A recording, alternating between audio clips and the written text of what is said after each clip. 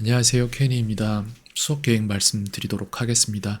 일단 이 부분에서 아이의 숙제 첨삭을 하면서 어떠한 문제가 어떻게 발생하는지에 대한 영상을 한 10분짜리를 제작을 해서 드렸어요. 근데 그 부분에 대해서 아이가 어떠한 악의가 있어서 그러는 것도 아니고 어떠한 뭐 나쁜 뭐가 있어서 그런 게 절대 아니고 그냥 본인이 어떤 생각을 어떻게 하고 있는지에 대한 인지가 부족하고 그리고 그거를 왜 그렇게 하면 안 되는지 그렇게 하면 어떠한 문제가 발생하는지 이런 것들에 대한 생각이 없어요.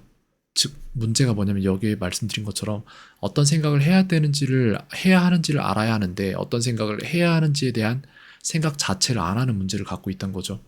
그래서 여기에서 제가 정확히 짚어낸 건 뭐냐면은 여기에 숙제하는 모습을 보면은 보이다를 봤잖아요. 룩은 보이다라고 봤어요. 근데 이걸 보는 시점이 그러니까 정확히 몇 초가 걸리는지 제가 분석을 해드리자면은 여기서 룩으로 눈이 돌아간 순간이 47초 때란 말이에요. 네. 그리고 52초잖아요. 그럼 3초, 5초인데 마우스 포인터가 왔다 갔다 하는데 걸린 시간이 2초나 3초라고 생각을 하면은 보이다라는 걸 인지한 시간이 2초밖에 안 돼요.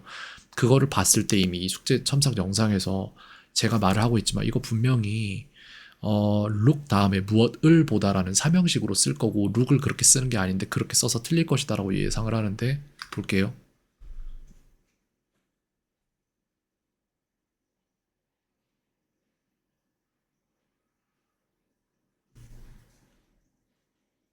이렇게 써서 정확히 제가 생각한 대로 틀려요.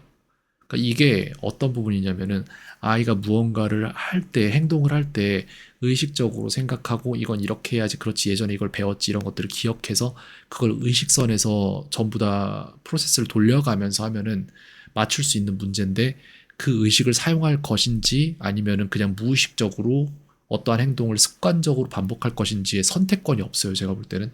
그게 가장 큰 문제예요. 그래서 이런 부분들을 아이에게 오늘 수업에서 얘기를 하고 나서 말을 해야 될 것 같은데 근데 거기서도 문제가 뭐냐면 제가 그거를 그렇다라고 이런 일이 있다라고 얘기를 해줘도 아이는 아마 연기를 할 수도 있어요. 아 하면서 방청객 모드로 들어가서 오토파일럿을 하는 거예요 거기에서.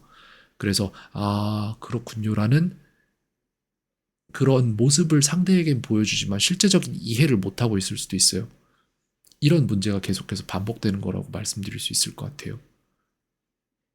그래서 저는 오늘 일단 아이에게 이런 부분들을 전부 다 얘기를 해주면서 이러이러해서 문제다라고 자신의 모습을 객관적으로 보여주려고 하겠지만 그게 어느 정도 효과를 가질지에 대한 거는 정확히 말씀드릴 수 없어요. 즉 무슨 얘기냐면은 이런 문제 때문에 아이가 어떠한 행동을 할 것인지에 대한 선택권이 없기 때문에 이 선택권은 어디서 나오냐면 아이의 평소 컨디션에서 나와요.